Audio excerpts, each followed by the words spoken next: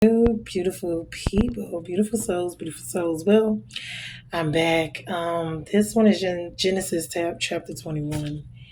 And I guess it's probably going to be three different ones because then the video is going to be too long. I need my storage on my phone. But anyway, this one, do they close that door for me? Is let me see. Okay, I'm calling this one a messy situation. Okay, so basically, the Lord had came. This is Genesis chapter 21. The Lord had visited Sarah and said to the Lord that he, had promised that Sarah would conceive and would bear him a child. But in the process, they decided that they were going to, wait. Okay, 21, yeah. Okay, so this is, so now they've had Isaac, I believe. Okay, it's not, yeah, she had Isaac. And Abraham had him circumcised when he was 8 days old. So this is where they get the circumcision from. And so, because God had commanded them to do that. I think they do that with the bar mitzvahs or something like that. And so Sarah said, God has made laughter for me. Everyone who hears will laugh over me. Because remember, they were old, they were up in age, and she was barren all this time. So finally, she's going to have. So now remember Hagar. Remember the situation with them and Hagar where she had given Hagar, her maiden, the Egyptian, to Abraham to marry to, so they could have a child. So they were calling themselves being fast, rushing, not waiting on God, being impatient. And so what ended up happening was Hagar did conceive, but it brought tension between them, all three of them in the household. So now Hagar's child is older. And so now that she's had her own son, because back then the thing was, women were supposed to have children and you're supposed to bring forth heirs and all of this, So being that was their job and she was not able to conceive, it was like a disgrace for her. So that's why she gave Hagar to him so they could have a child. But God had already told them that they were going to have a child. They call themselves helping God, going ahead of God, whatever it is they call themselves doing, fixing the situation themselves, which in all actuality created an even worse situation because God had already told them. So now this is where the son that Hagar had name was Ishmael. So when we look at what's going on in Iraq and all that now, this is where a lot of this is stemming from as well, because they're trying to figure out who is supposed to have the land over there, who's the real Jews, who's supposed to have the land, XYZ, which in all actuality, those are not the real Jews because they have, But anyway, so they're supposed to be weaned. Okay, so now she gets mad and she tells Abraham to get rid of Hagar and her child, which is his child, okay, which was very disruptive because, you gave her to marry and sleep with her to have the child when you couldn't have one. So now you have one of your own and you acting up. And I guess, it's for his attention, for his affection, for his love, they're warring in the house over this. And this is why this type of polygamy, polytheist, all this, God never meant for that. It doesn't work.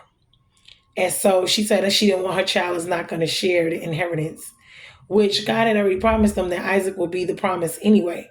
But he still had to, he still made provision for Ishmael because it is still of Abraham. So, okay. So now at this point, she tells Abraham to get rid of Hagar and Ishmael because he laughed at the child. He laughed at Isaac, I guess. So she seems to think there's, being that he was really the firstborn, that she doesn't want to share the inheritance with the Egyptian slave girl now. So she insists that he gets rid of her, which causes a rift between all three of them. But he was upset because that is still his son, and that child has been in that life all this time. So God told him just to keep things down, let them go. He packed their stuff up, sent them into the wilderness, Hagar, with Ishmael. And she didn't, like I said, she didn't want them to share the birthright, which was the blessing, which, the inheritance. So now Hagar, she's out. Abraham's upset. There's all this uproar. But God steps in once again, and he saves Hagar. He saves Ishmael.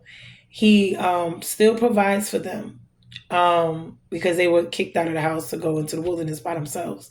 So now they're not, up under any type of protection. They're on their own now, which was so unfair to her. But this is what happens when there is all this jealous, envious, covetousness, all these type of things. So Abram obeys and he sends them on. And while Hagar is out there, because she had a little food, she knew she was running out of food, and she said she felt like he was gonna die or whatever. And so God, he steps in. He hears Ishmael crying. And he provides them with water, and he provides them with everything that they think they need. And he ended up becoming a great archer, and he married an Egyptian woman. But this did disturb Abraham. So after that,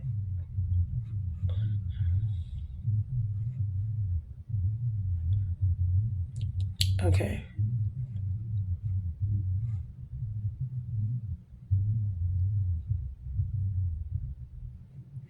All right. So now I'm not going to get into that one right now. So what I gathered from this situation, once again, this was a messy situation. The situation was they went ahead of God instead of waiting on God.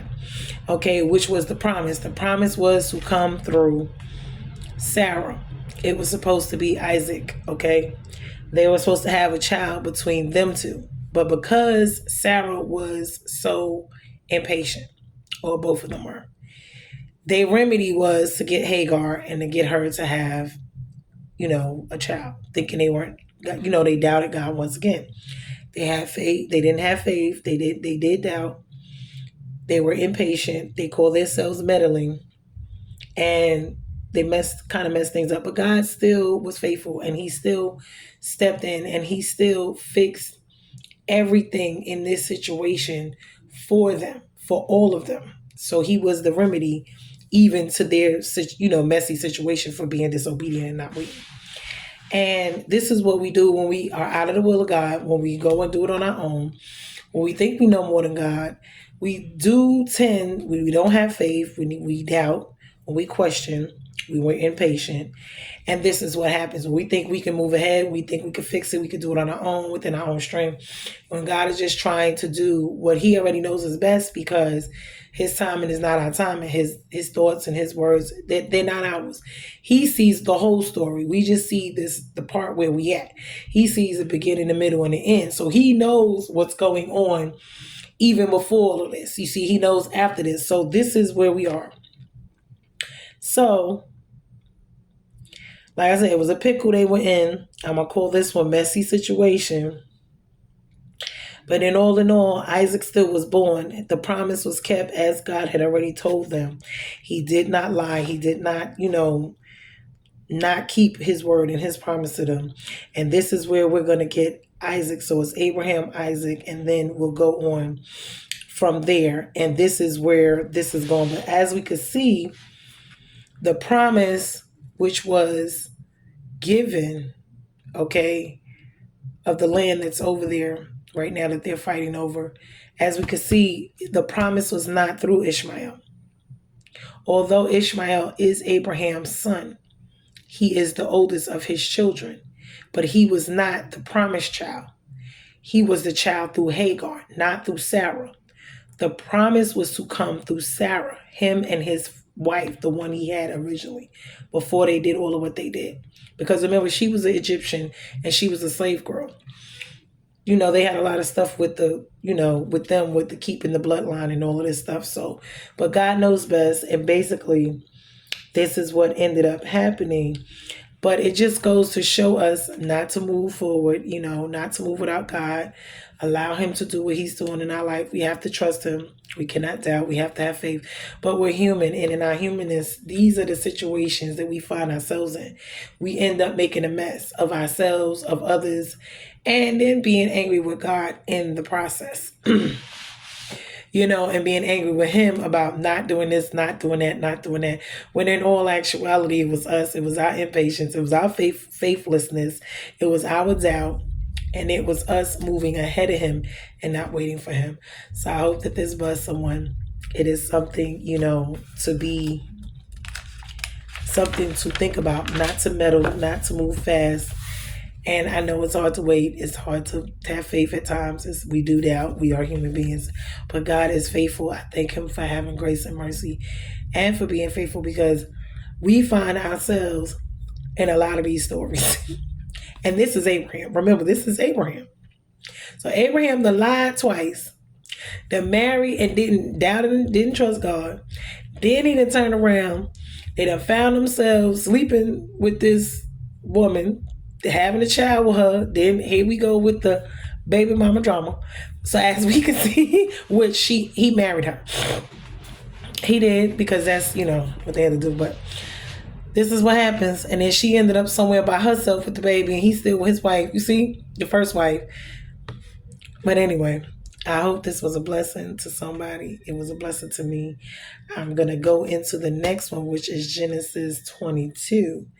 And that one is going to give us a little more insight as well as to a lot of things. But I'm going to end this one right here, and I'm going to post it, and then I'll do the next one. We are bruised, not broken. We are blessed. I hope this helped you guys. I hope it really allows folks to sit down and look at their lives, and it does for me. But be blessed. Till the next video. Love you guys. Later.